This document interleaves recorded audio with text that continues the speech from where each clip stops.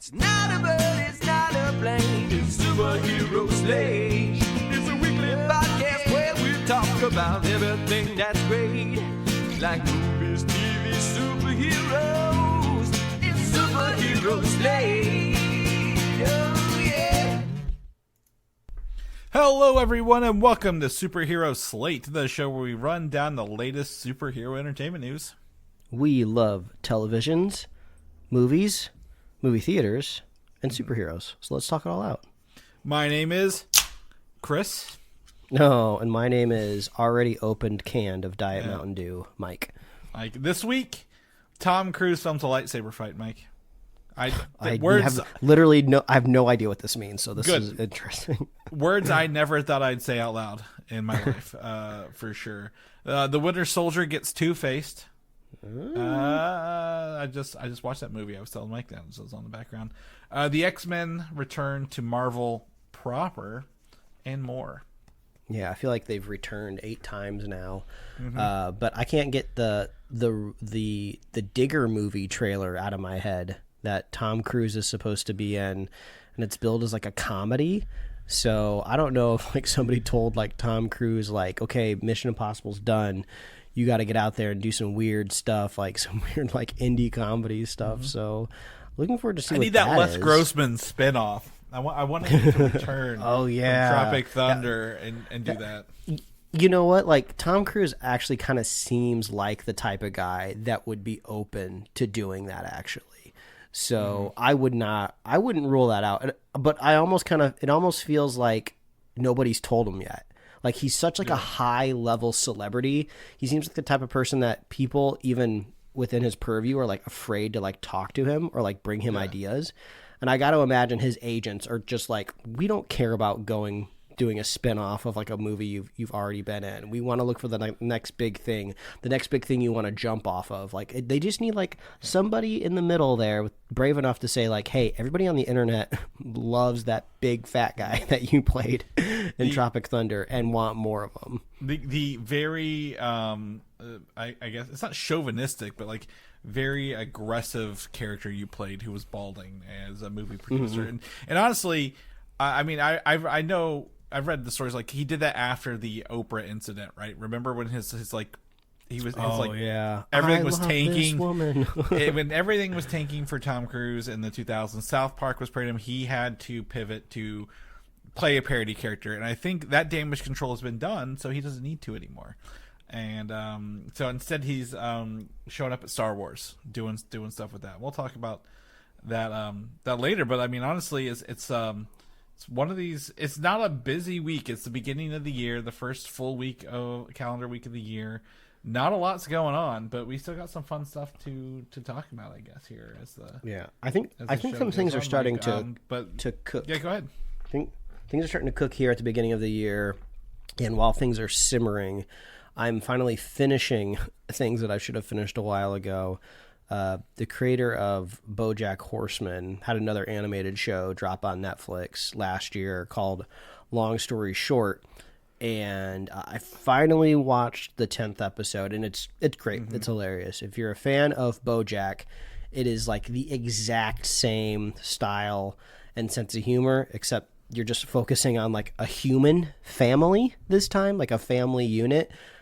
So different universe, less whimsical animal content, but the art style is really, really fun from Lisa Hannah-Walt. It's just a lot more rough textures, and it's just really fun and hilarious. And I was happy to see that when I finished it, Netflix announced to me at the very end, another season is coming this year. So very happy.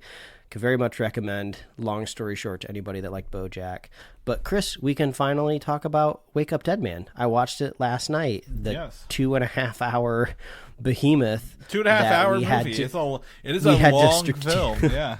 We had to strategically puzzle piece it into our evening. I was planning hours ahead of time. I was like, okay, we got to make sure the kid goes down promptly.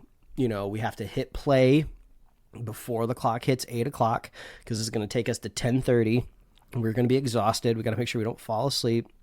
and we got to have dinner ready to go. We can't be like making dinner and finishing it and everything. So we got all the puzzle pieces together. We watched it. We loved it. We had a great time with another Benoit Blanc mystery, and then we promptly went straight to bed.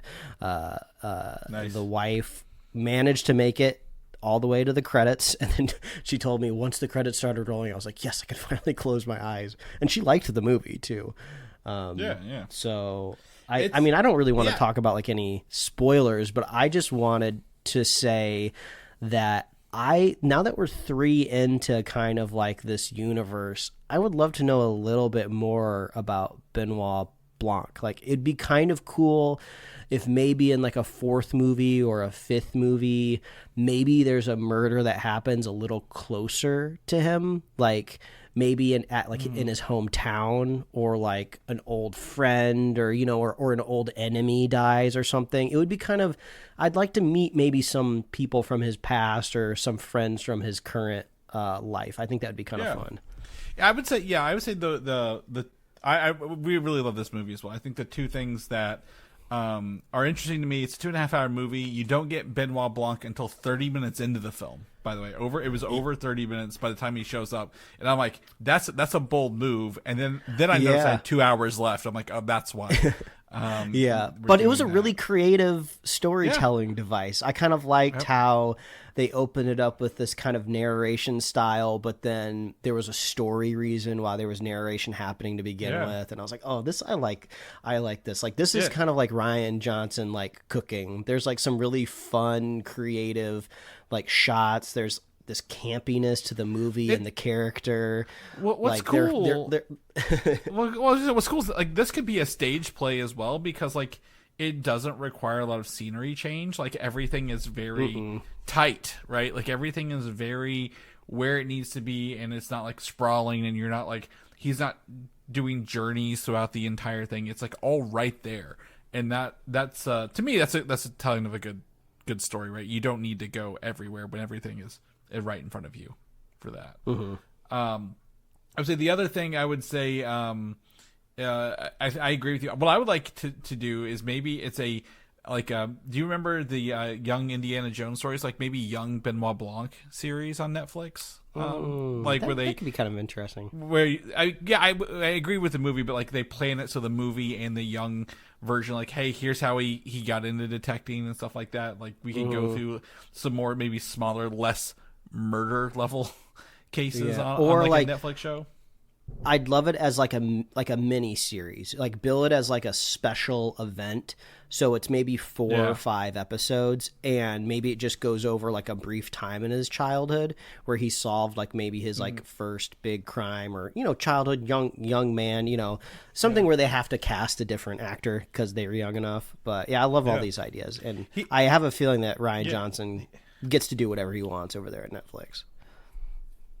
Yeah, I think the thing for me is that's interesting is like just how they just pull him out, like they pluck like Benoit Blanc out of thin air for all of these movies. Like, everyone just knows who he is, and they know they need him for a mystery, and he just kind of shows up and does his thing, and everyone's like, oh, okay, yeah, that's fine. Like, it's not like you need to believe that he just does it, and it's beautiful.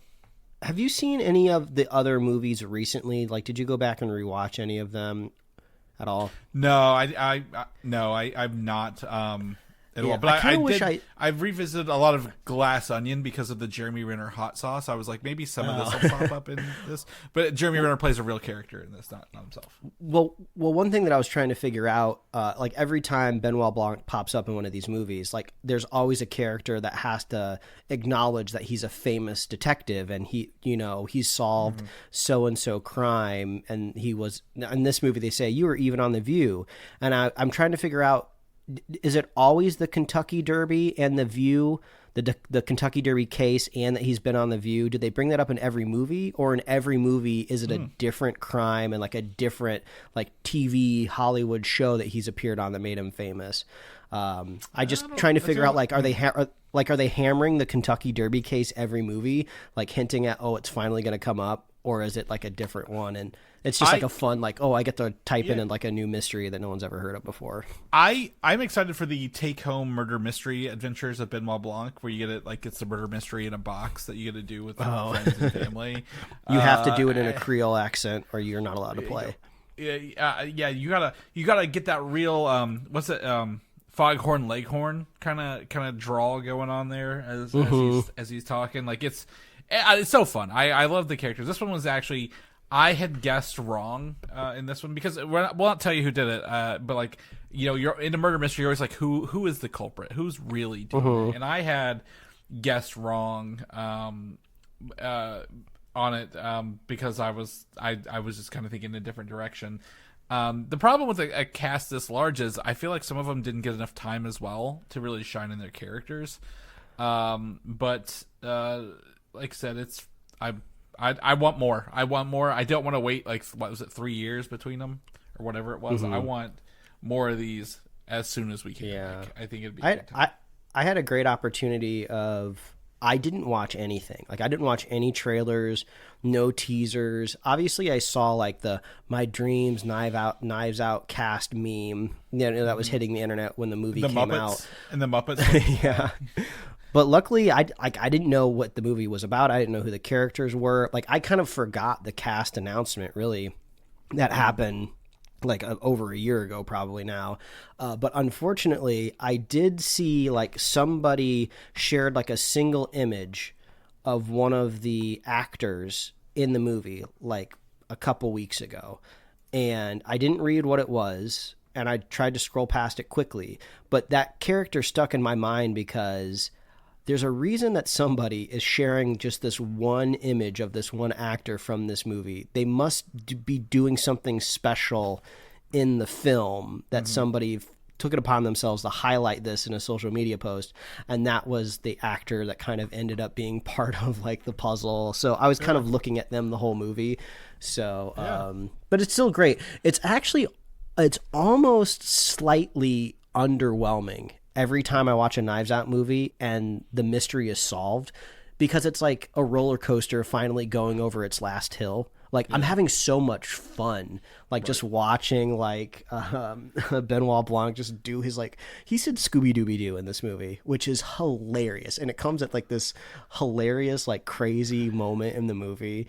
And I want to live in it forever. But yeah, so when the mystery's finally revealed, I'm just kind of like, oh man, the movie's wrapping up. Oh shucks. the biggest thing that took me out is and I hate to, is actress Mila Kunis took me out because she's wearing a very much like a state trooper outfit the entire time, and she doesn't fit it. Like, her in a state trooper doesn't blend with my mind very well, and this is on me.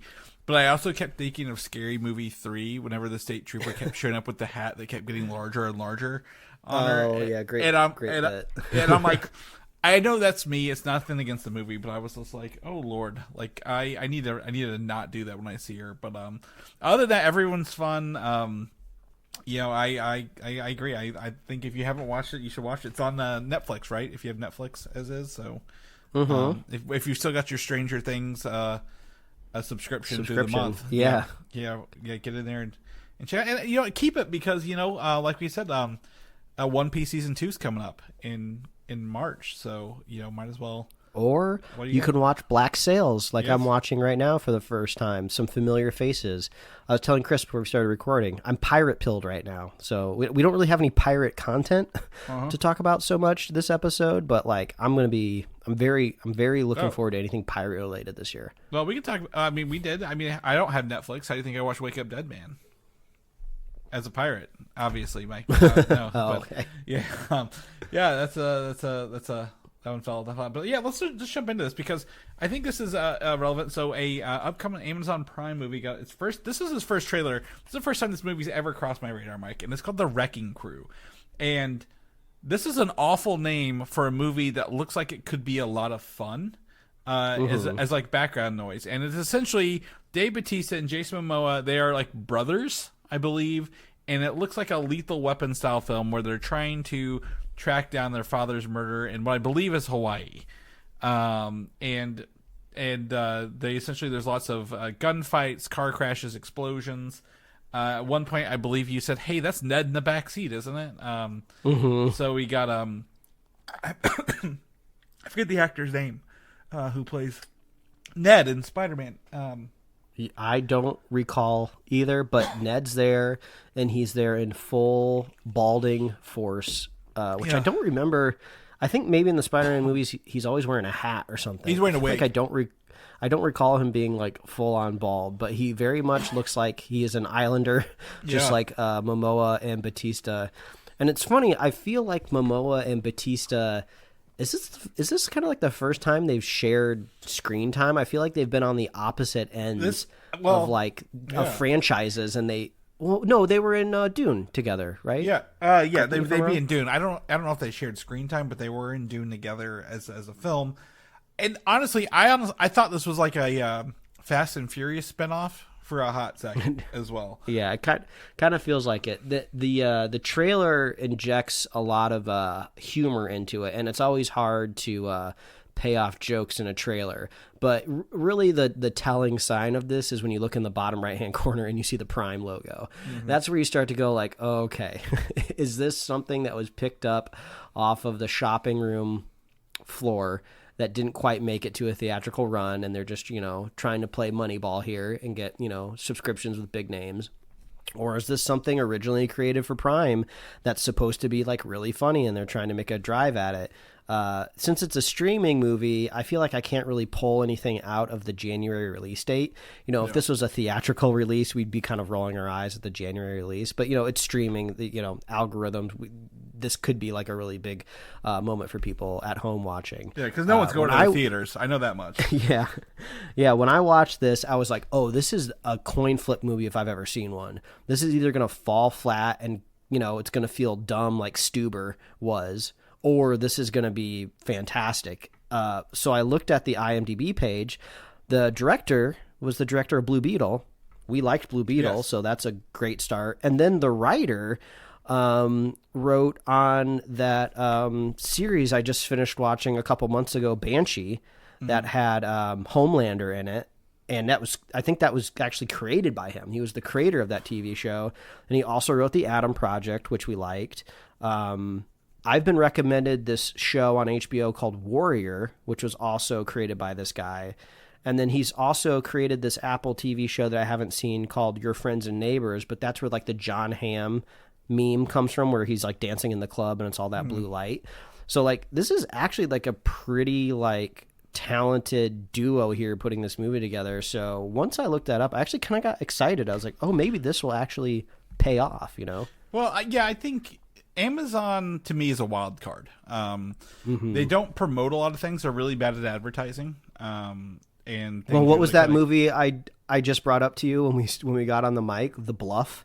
That's coming out on Prime. Yeah, I'd never heard of it before. Yeah. Carl Urban's in it. Zoe Saldana was in it, but it's not anymore. Well, Priyanka Chopra, I think she's like Chopra. She's like one of the highest paid actresses, like from India, right? Like very popular. But I think there's bad at advertising. Like The Boys is coming up. That'll end. They've got Lord of the Rings. They're just not good at pulling the stuff together, and that's fine. So I kind of keep that in the back of my mind for anything Prime. I'm going to add this to our Jason Momoa list for the year, right? We already have him in Dune. We have what was the other things he was in? We talked. He's Blanca, and I forget what the other thing he was in. There's like 3. So this is our 4th Jason Momoa film for 2026. So if we're lucky at this pace, we can probably get one a month that we don't know about.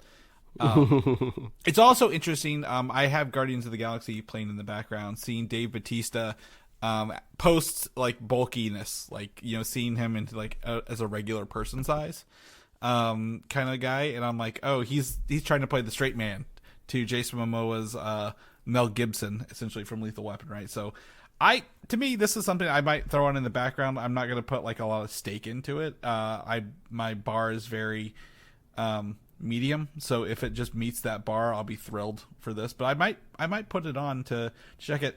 I will say that I'm going to give it. It's leaning on 2 things from Deadpool. Mike, do you know what 2 things from Deadpool this trailer had going for it? It's the music and the actress who's driving the car in that last scene.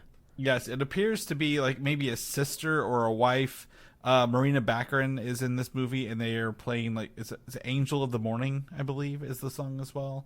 So very much lean onto two Deadpool heavy things, but it seems like two pretty good action stars and a little streaming movie here, and the trailers in our show notes if you guys want to check that out. It's coming out January 28th. This is the first I've heard of it 2 weeks away, Mike. That's how good at advertising Amazon is. They just love letting people know they have stuff on their channel. Let's change it over to Star Wars. I brought this up earlier. You don't know what it's about, so I want to kind of get your thoughts here, or at least tell you, and let's figure it out. So apparently, during the filming of Star Wars Starfighter, Tom Cruise showed up on set, and Shawn Levy let him shoot some of the scenes. And they were, and this is a quote directly from it. So I will. So what's not in here is I'm going to tell you how Tom Cruise showed up. Apparently, he was helicoptered in, and then on the set they were blaring the Mission Impossible theme song as he came to visit the set in his helicopter. So number one, I would love to get that vibe kind of going on. Number two is that. And this is the quote, Cruise just wanted to watch them film. He told them, but Levy, setting up a scene involving a lightsaber duel in the water, suggested the star jump on one of the cameras. So essentially what started off as what I assume was a joke ended up being a real thing, because Shawn Levy confirmed that at 1 week Steven Spielberg was there, the next week Tom Cruise is wielding the camera, ruining his very nice shoes. So now when you see the movie, you'll know that part of it was shot by Tom. What is this Star Wars movie that has both Steven Spielberg and Tom Cruise showing up there? Is it Shawn Levy's, like, I don't know, persona? Is he bringing something to the table we don't know about? Like, what is up with this? This is how Shawn Levy guarantees his next paycheck, because when he gets Tom Cruise to the table at Star Wars somehow to be like, oh, Tom, do you want to direct a Star Wars movie? Which, who knows if that could ever happen.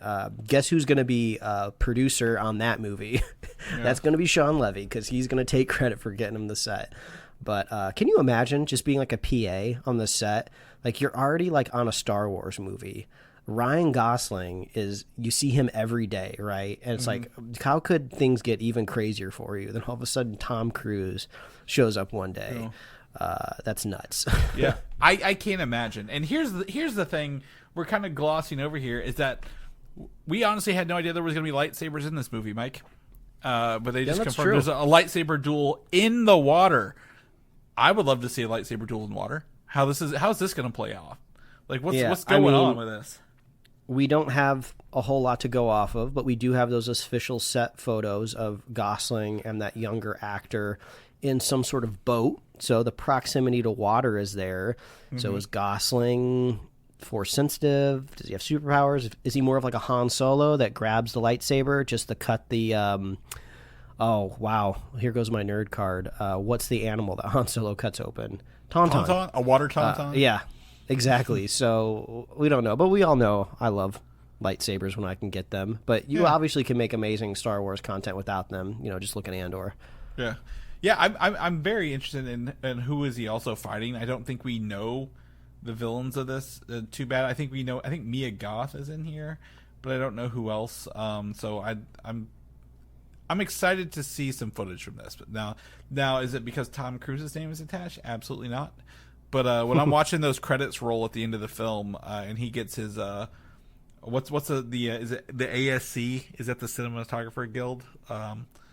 Like, he's gonna get his credits so he can become a cinematographer for that at the end of this. So Shawn Levy's probably gonna have to ask him, like, we can't afford even like your half day rate for this movie. Tom, can you just like pretend you weren't here? Yeah, well, yeah. If we put your name in it and send you an action figure, how about that? Or one of those retractable lightsabers. You want one of those ones from Disney? We'll send you one of those. I bet he shows up in the special thanks at the end. Yeah. Would be my guess. That's true. There it is. So I'm going to keep my eye out for that. Pretty fun. But I want to see some Starfighter stuff. We do have, obviously, The Mandalorian and Grogu coming in May. We are in I wouldn't say Star Wars lull, but I would say this is maybe the renaissance, the end of an era and the beginning of an era coming in the next 2 years for Star Wars here. Moving on to Avengers Doomsday. Yet again, this is we're going to be talking about this until these trailers are done.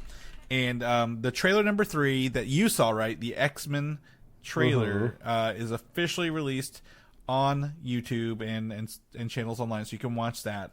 So we get to revisit, obviously, Professor Xavier, Magneto, in McKellen's Magneto, Patrick Stewart's Professor Xavier, and then James Marsden, Cyclops, in the comic accurate suit, shooting his big optic blast towards Sentinels in the background.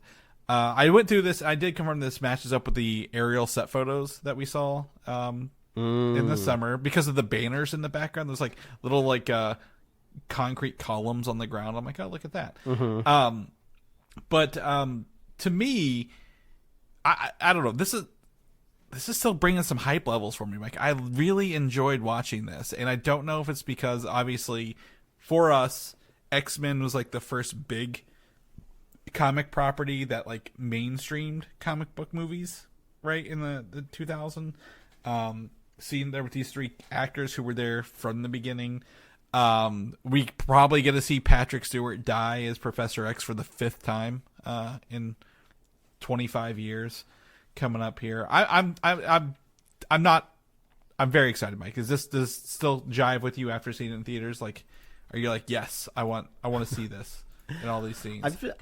I've been kind of a little annoyed with the internet because the hype, like, sometimes I feel like people don't realize that you can compliment something with also not putting something else down.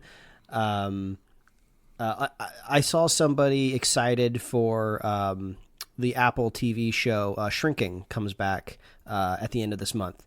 And they were like, it's from the same creator as Ted Lasso. And they said, like, does anybody else think Shrinking is so much better than Ted Lasso is? It's like such a better show than the other one. It's just like, I think if you ran into the creator of the show and you told him his other show sucked, but this one's better, you're not going to make friends with them.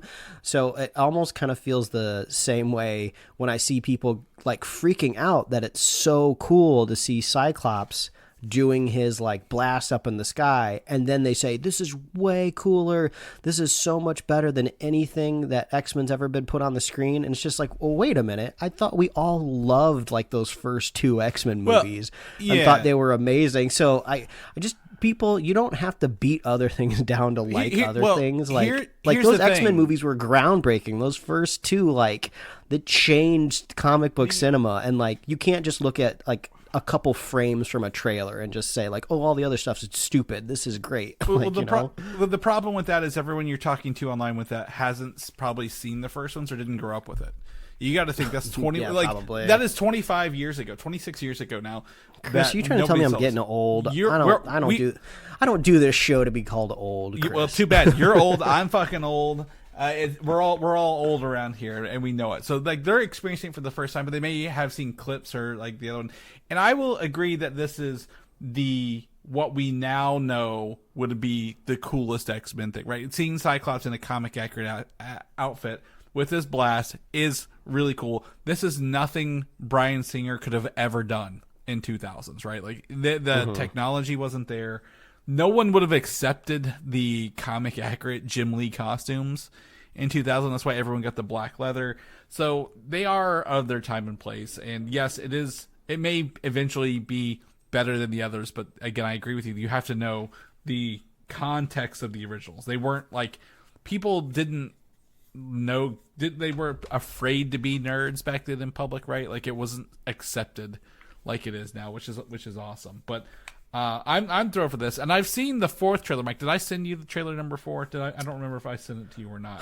I think I saw a leak of it. These have officially been dropping on like Tuesdays, yes, right? Yep. So we should be seeing this 4th one on Tuesday, right? Yes, and we should know tomorrow, I believe, if there's in fact a 5th and 6th trailer, because the new ones usually hit theaters, I think, on the Sunday. Like, they've been changing on the Sunday. And I have not heard anything about it, so this may be the last one.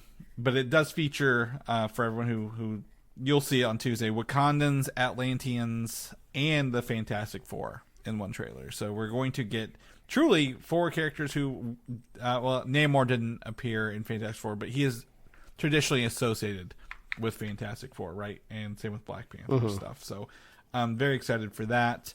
I did the math, Mike. We are less than a month away from the Super Bowl today. It is the 8th, so we're 4 weeks away. Oh, wow. So we're exactly 4 weeks away from that. I'm thrilled to hopefully get a full event trailer. It's been interesting watching people who don't know the stuff that we do see this. Like people at work, they're like, "Oh my god, I didn't know that the X-Men were coming back," or like, "Oh my gosh, this is great." And I love to see the renewed interest in people who aren't inundated with all these things every day.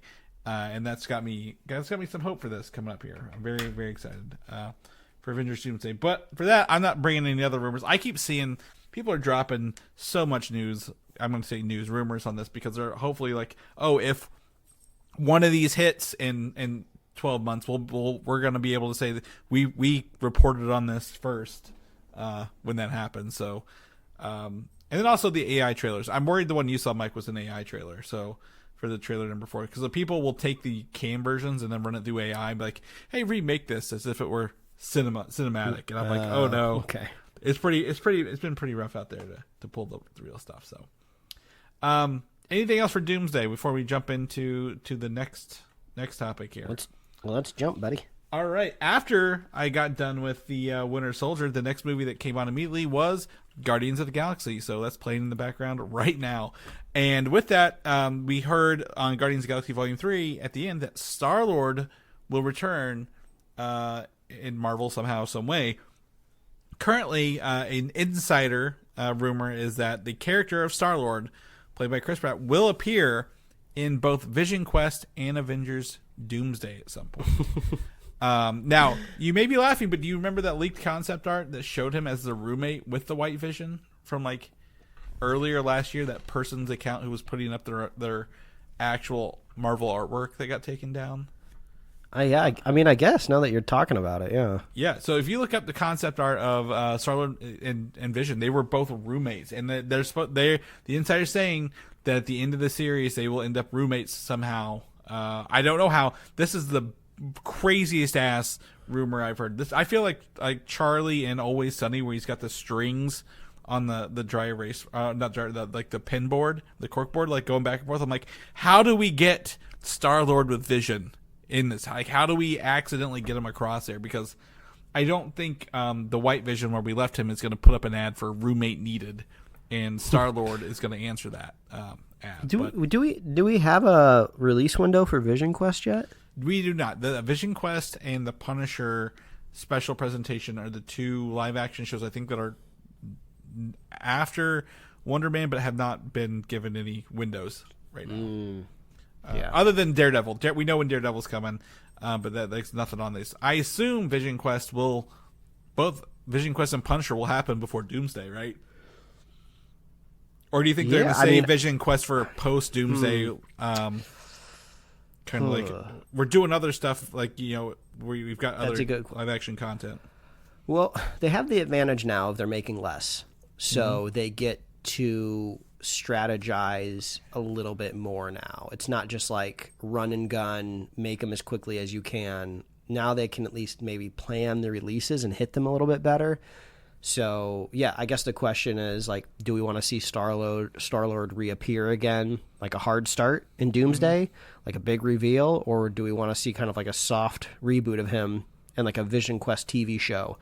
And then he jumps in the Doomsday. So I'm sure they have the answers, but we don't. I think it's going to be a soft return. Like, I don't think he's going to be a main part of Vision Quest. I think, if anything, it might be maybe the end of the series is like, oh, we've somehow pieced these 2 together. Because Star-Lord is known as a superhero. He was there for the fight against Thanos, all this fun stuff. So I think they'll be able to put them together. But it's also would explain how on the other concept art where it was Star-Lord, Vision, and like the Young Avengers, like around a table with Wong, and if most of the champions, 2 of the champions are in fact Vision's sons from the Wanda reality, that wouldn't mean, oh, this is how he knows them, because he's been slumming it with old Viz over throughout the month. So that's fine. I think he would be fun with the younger quote Avengers champions, if you will. I think Chris Pratt could fit in that. If his movie where he's the AI judge and jury for his murder doesn't tank him first. I think that's on Amazon Prime too, which is very telling. What was the movie he did on Amazon where it was like the time travel one? With the aliens? Yeah. That was halfway entertaining. So great Chris to throw on in the background. But yeah, he's just cashing a paycheck, I feel like, from Jeff Bezos. Because he's been doing the Terminal List every year, right? Like that's been coming back as a show on Amazon. I'm trying to pull up his where's his body of work at on Amazon here? Not Amazon, Wikipedia. Where's his Wikipedia acting credits? There we go.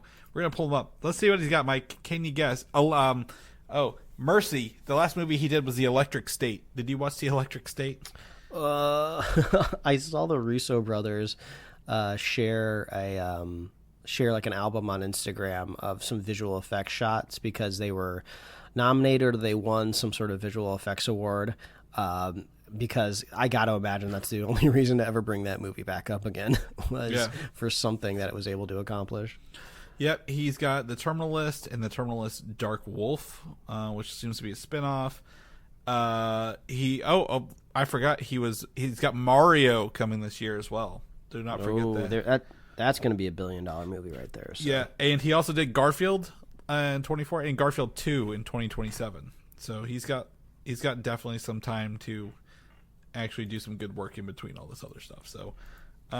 Anyway, Star-Lord, I think I'd like to see, the Guardians are great characters. I love the cosmic side of Marvel. We know they're talking about Nova. We know they're talking about Annihilation and Annihilus. So I would love to. And then Fantastic Four also had their own space stuff. I would love more space stuff to come out of Marvel. We don't need to be everything, but Star-Lord, he is a prime, I guess, someone who introduced that. I'd love to get more of it down the road. Blade is probably dead at Marvel, Mike. I mean, I don't know how to say it. We've been talking about this movie since 2019 when it was announced at Comic-Con. This is the only one of that announcements that's really not come to fruition, right? But that doesn't mean the character is gone. The rumor is that Marvel is putting this movie up so he can appear in Midnight Suns first after all the multiversal stuff going on. And I also got a little bit of news that the Blade movie in its last iteration or whatever, it's on its 6th rewrite, by the way, in case people are keeping tabs, was supposed to tell the history of both Blade and the Ebony Blade, which is a tease, and the end of Eternals, and the title is a double meaning of Blade, Ebony Blade. I like the idea of Blade. I like the supernatural side of Marvel needs to make an appearance after the Man Thing, Werewolf by Night stuff. Midnight Suns is a fun game, but I just don't see how he would fit in the multiversal saga. I'm kind of glad they're holding off until they wrap this up before bringing him out. Any thoughts on that? Yeah, I'm just curious if Mahershala Ali stays attached, right? Mm-hmm. This could be the end, Chris, of the fan-created concept art of Mahershala Ali's character from Alita Battle Angel, which is currently in our thumbnail for this podcast episode right now. The one I was like, all right, one last ride. I'll go find the image, slap him on the thumbnail, and this could be the last time we see Mahershala Ali in the sunglasses with the sword. Because, it kind of feels like Mahershala Ali, he's obviously still a hot commodity in Hollywood. That has not changed. But, I feel like if you're a hot commodity, you don't want just a project just, on the back burner when you have other stuff that you could be doing, right? He's probably turned down projects because he's expecting this Marvel thing to go, and it's not going.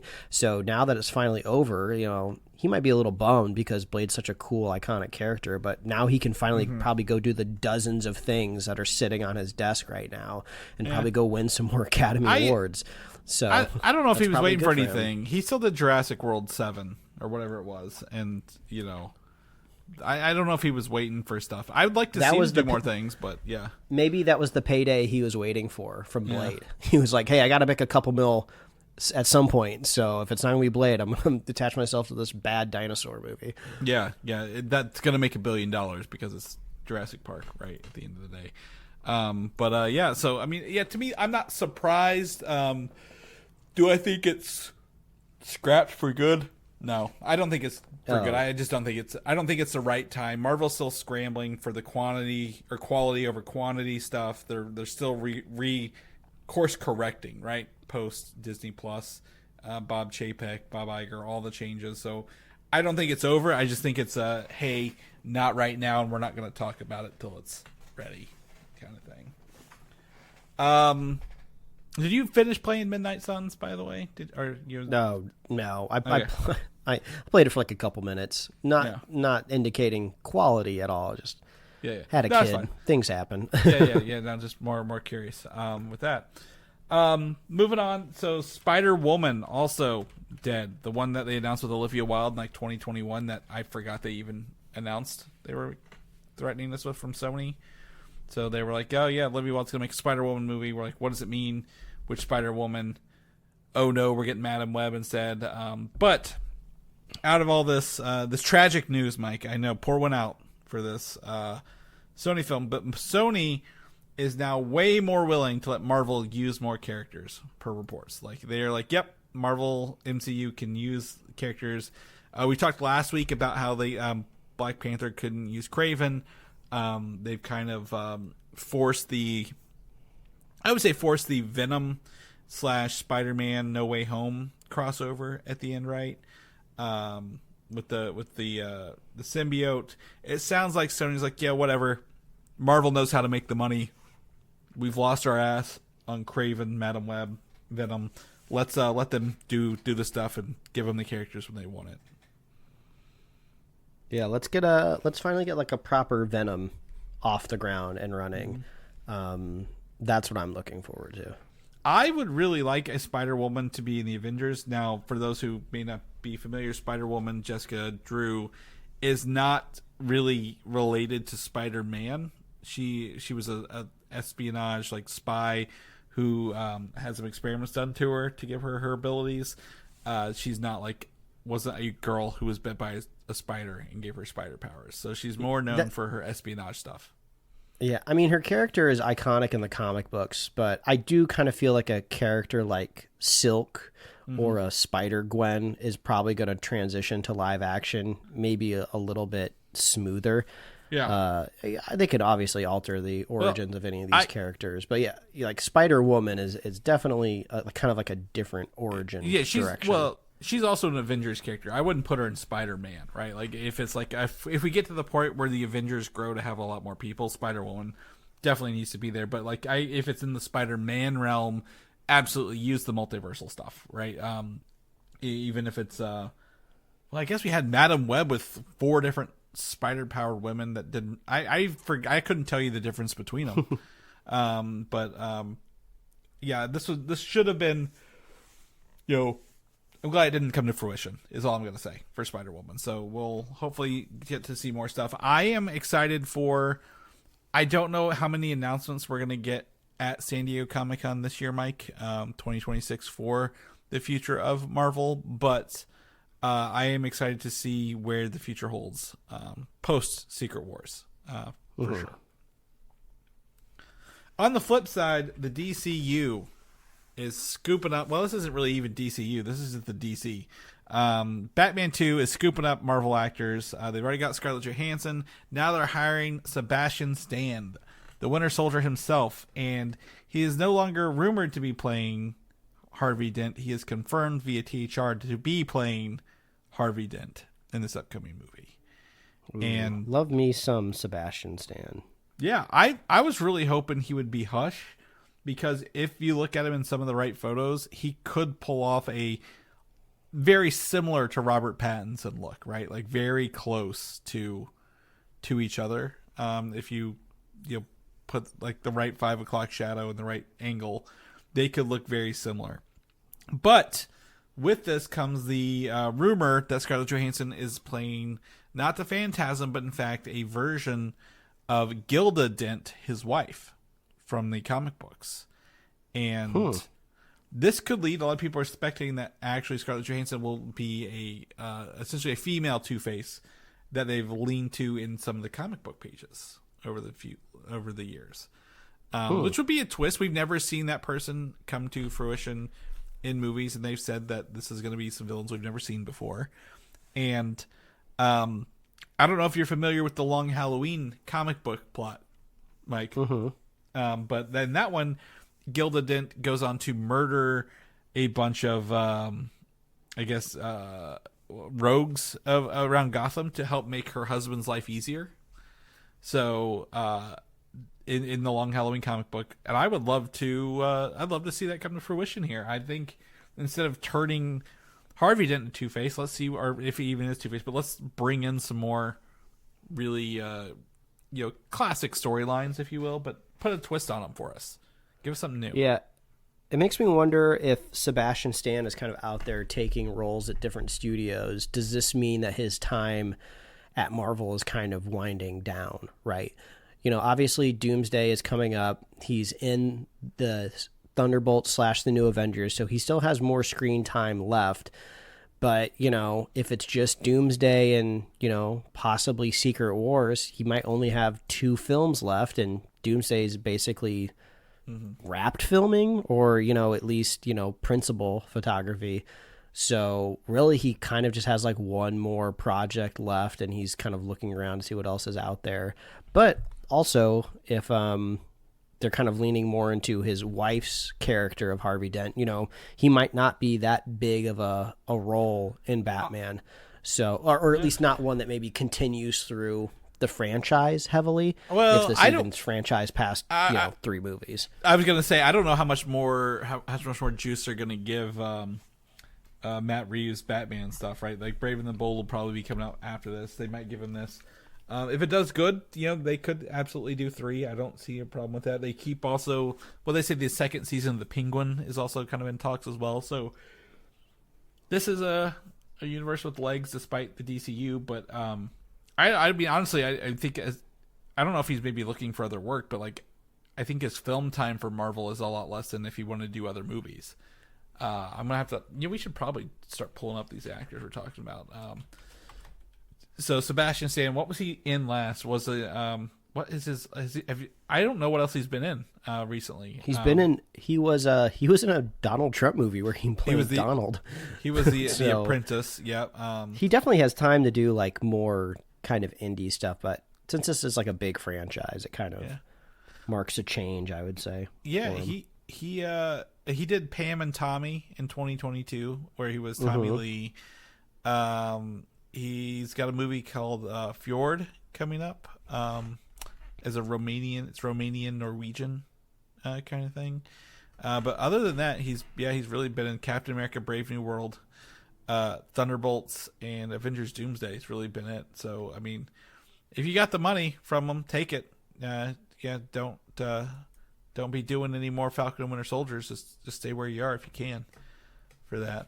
I think this. I think overall, if he's playing Harvey Dent, I think it's fine with me. I've got no big red flags for this, right? Like I think he'll do great.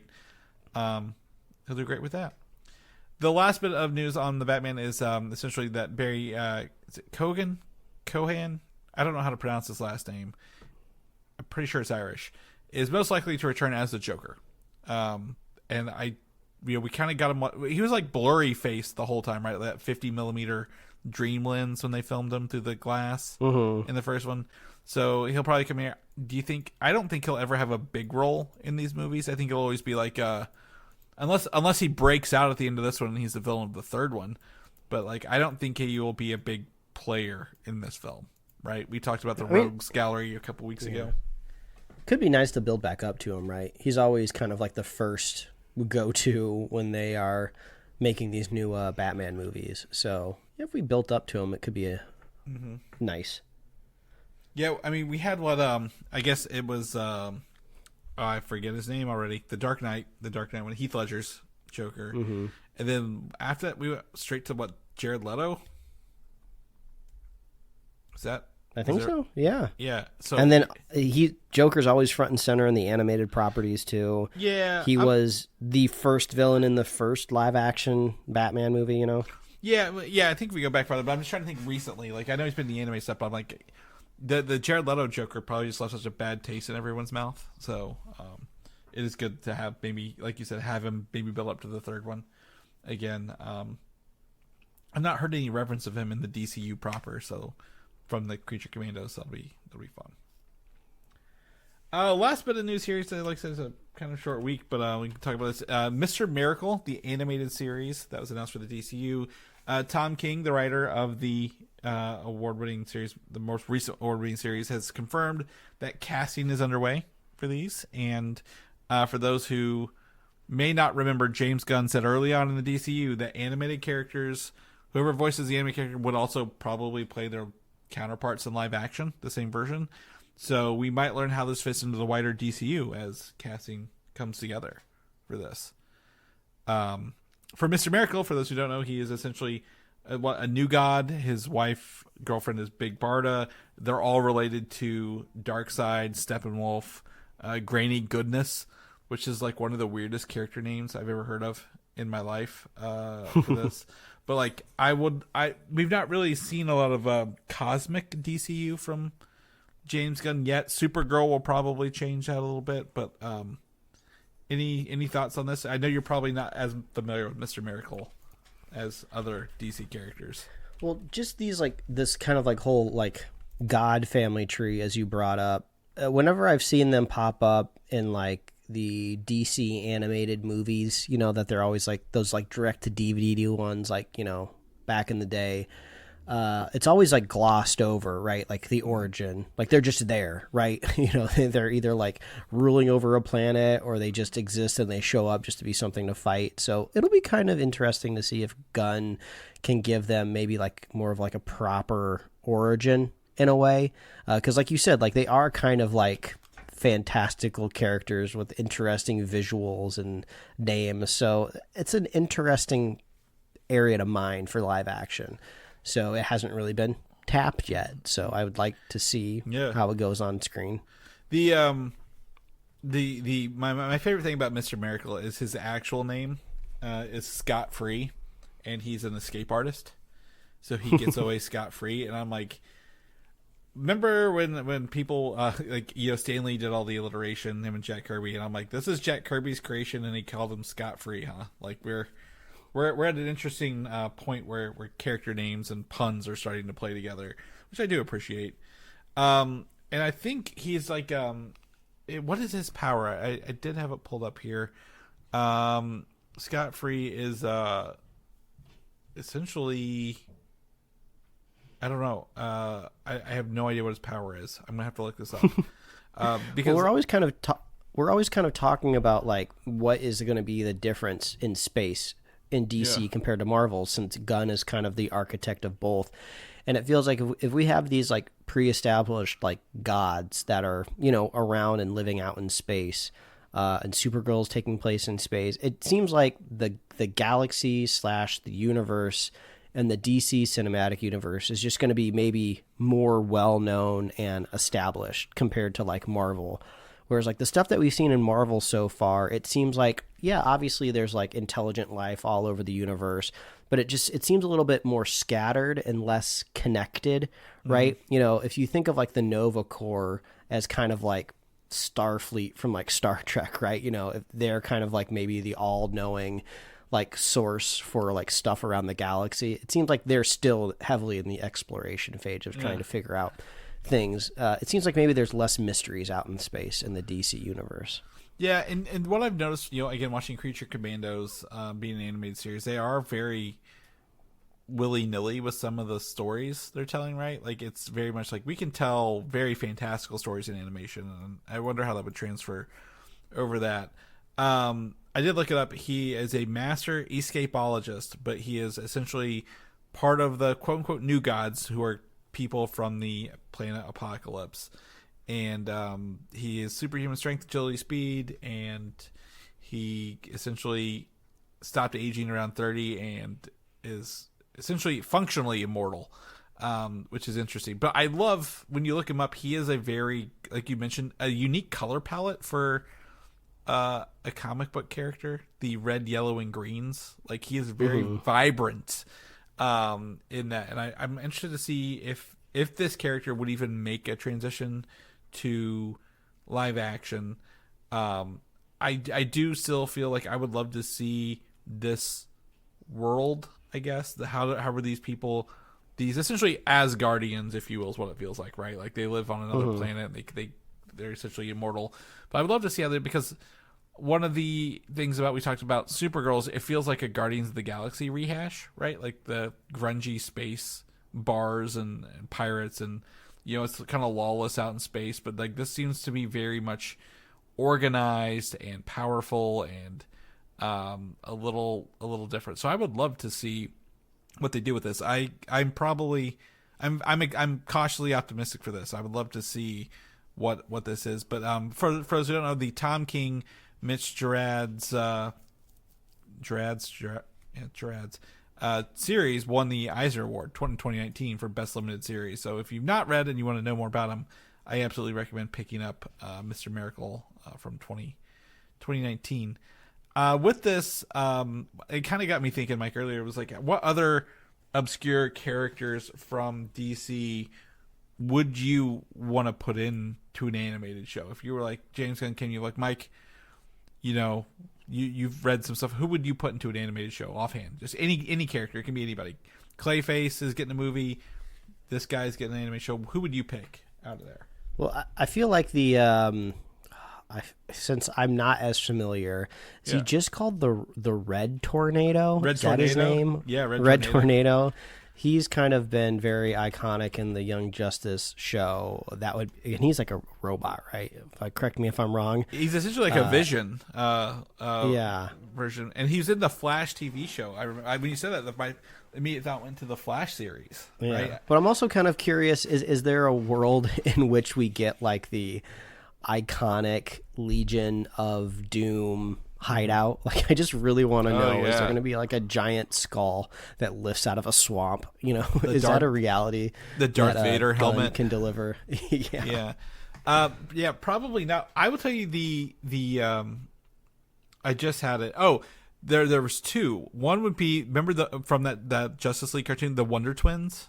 Remember? Mm-hmm. I would love to see how he does the Wonder Twins in this universe. His world is goofy enough. I can see him doing that very easily. Mm-hmm. But also, is it the Red Hood? A Red Hood live action movie would be, I think, it would be essentially the Winter Soldier of DC. Mm-hmm.